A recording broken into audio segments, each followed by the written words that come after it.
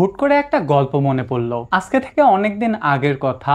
আমরা সেই টাইমে সাইকেল চালায়ে ঘুরে বেড়াইতাম। এমনই একটা সাইকেল চালানোর দিন ছিল। দিনটাই ছিল হচ্ছে আমার বন্ধু শাওন আছে, তারই একটা গ্রাম বানিয়াকান্দি। সেই গ্রামে আমি খাওয়া দাওয়া করতে গেছি, পিকনিক করতে আর কি। আমরা ছিলাম 15-16 জন। পিকনিক করতে করতে রাত বেজে গেছে হলো 1টা পার। সেই টাইমে কি করব, কোনো ভ্যান নাই বা কোনো যাতায়াত ব্যবস্থা নাই। এক দুইজনের কাছে সাইকেল আসছে, সে এক দুইজনও সাইকেল না নিয়ে হেঁটে হেঁটে আমাদের সাথে আসতেছে।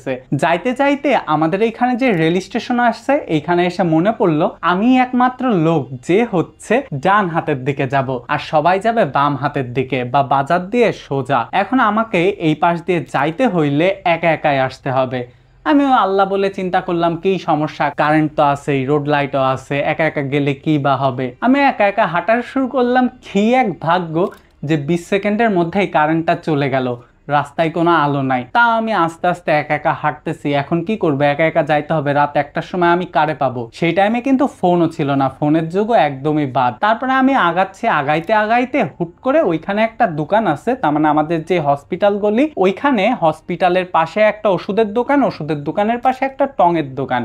সেই টঙের দোকানটাই একটা বসার জায়গা আছে। তা আমি দেখলাম আমি অনেক দূর থেকে হেঁটে আসতেছি, মিনিমাম 6-7 কিলোর উপরে কিন্তু আমি হাঁটতেছি, একটা গ্রাম থেকে আসতেছি।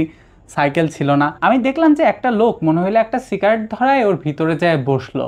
ওর ভিতরে বসার জায়গা, আমার পাওয়ার চলতেছে না, অন্ধকারে আমি কিছু দেখতেছি না। আমিও ভাবলাম যে যাই, আমিও ওই ভিতরে যাই, একটু বসি, বসে একটু রেস্ট নিই। আল্লাহর রহমতে আমি ভিতরে গেছি, ভিতরে যাই দেখি কোনো লোক নাই, কিন্তু আমার সামনে দিয়ে কিন্তু একজন ঢুকলো। এই দেখে আমি ওই যে বের হইলাম, বের হয়ে আমি টানা দৌড় দৌড় দিয়ে আমাদের ওইখানে হসপিটালের একটা পানির ট্যাঙ্কি জাতীয় আছে, হসপিটালের পানি সাপ্লাই হয়, ওর ওইখানে একটা গেট আছে। গেটের ওইখানে একজন আমাকে মনে হচ্ছে বলতেছে দাঁড়া দাঁড়া দাঁড়া দাঁড়া। শুনতে শুনতে আমি এক দৌড়ে চলে আসছি। আমাদের এইখানে একটা মন্দির আছে আর আশেপাশে দোকান আছে, দোকানের ওইখানে। ওই দোকানটা অনেক রাত পর্যন্ত খোলা থাকতো ওই টাইমে।